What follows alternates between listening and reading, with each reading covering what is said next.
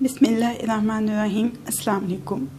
Eid ul Azha special में आज की रेसिपी है लबनानी बीफ कबाब।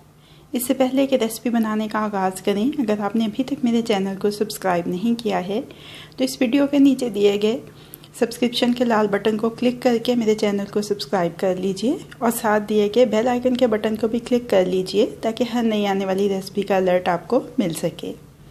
इस रेसिपी के बेहतरीन नताइज हासिल करने के लिए इस वीडियो को आखिर तक ज़रूर देखिएगा। रिटर्न रेसिपी के लिए डिस्क्रिप्शन चेक करिए। आइए अपनी रेसिपी का आगाज़ करते हैं। 500 ग्राम गाय का कीमा है,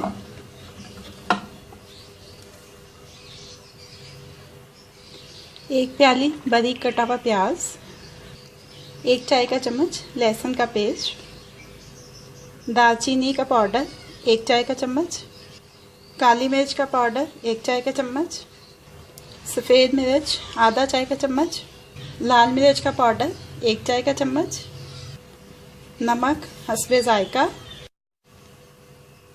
घी खाने का 1 चम्मच। अब सारे अज्जा को पीस लेंगे।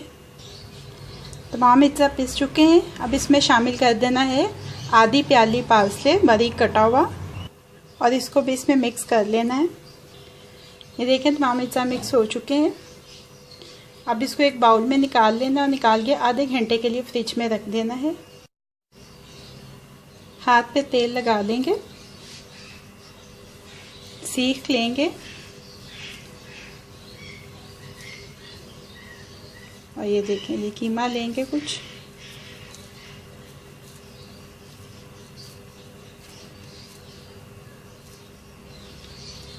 और इसको ऐसे सीख पे लगा लेंगे।